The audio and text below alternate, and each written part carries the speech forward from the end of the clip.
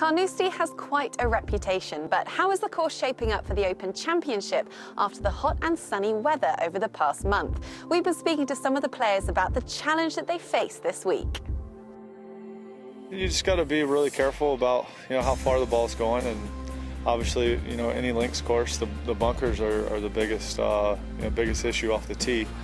There's not much rough this year, so just try to navigate around the bunkers, but it's really fast and firm, and so the ball's going a long way. It's one of the great links tracks of the world, and obviously anytime you're at the Open it's a fantastic experience, and being up here early, getting a few quiet practice runs in is always fun. The course is playing really firm, fiery, and it's definitely going to test us all out. Some clubs you're hitting off tees that you would never dream of hitting if the conditions were different. I think with the dryness and with the heat, the rough is very sparse.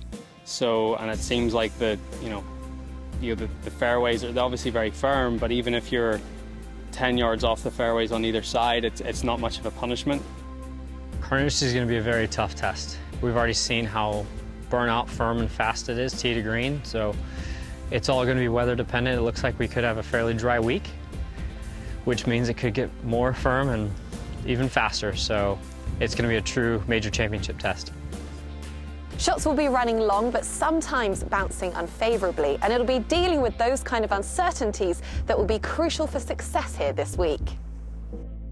Even for me, who's very familiar with the golf course, I'm still looking at new options that maybe I wouldn't have considered. Certainly when I play in the Untitled Championship, I wouldn't consider it, and certainly didn't play the course that way in 2007. So, that's what links golf is like. There's always new and exciting ways of playing holes.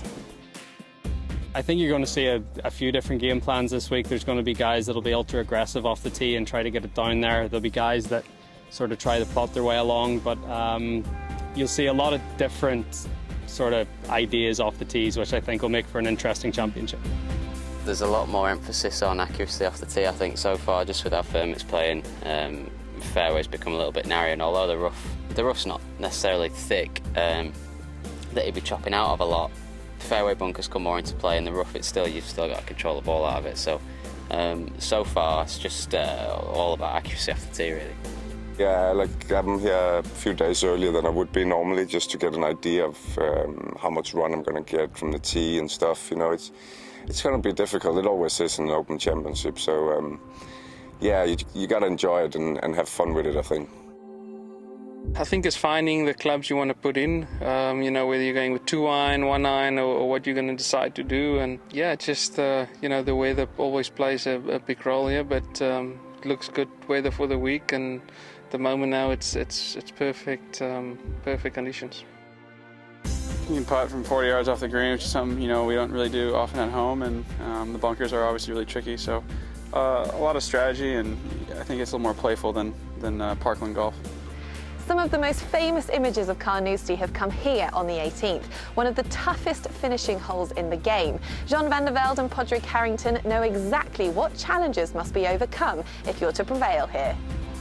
It's a cracking finish, it's not.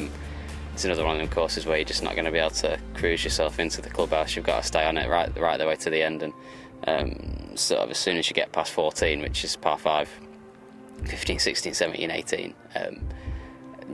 Good shots, and that's all you've got. It's a proper finish. You're going to be tested on those finishing holes, and you either need a big lead or you need to be hitting it really, really good going into those holes. I've had some close calls in the Open over the last 6 or 7 years, and obviously Lytham was really close, and I'd just love the opportunity to get back in to contention and have a chance down the stretch, because I'd dearly love to win a jug. Overall, yeah, I feel good. I got some good links golf in last week over at home at Royal County Down, and it was good to get out here early and see the course today, and it means I can just focus on my preparation and making sure I'm ready to go on Thursday. There's no reason why I can't play well and why I shouldn't play well and why I shouldn't win this tournament. So bring on this year, that's all I got to say, really. In order to truly get the week underway, one thing had to be taken care of. defending champion Jordan Spieth had to return the precious claret jug. The three-time major champion had a stunning victory last year at Royal Birkdale and will be hoping for a repeat performance at another of the Open's most revered courses this week. I was kind of in a trance at the time. Everything had happened so fast in the previous 2 hours that it was almost disbelief. I remember kind of feeling it and not recognizing how much detail has gone into this trophy, and then it kind of hit me that this is the greatest trophy in our sport. That moment on the 18th green there at Birkdale was very special. Having worked so hard to earn the sport's most iconic trophy a year ago, understandably, Spieth wasn't overly keen to part company with it. It was not until I actually handed it back that this kind of sadness came upon me. I don't want to, you know? But that's more of a drive to try and get it back in my hands, I guess.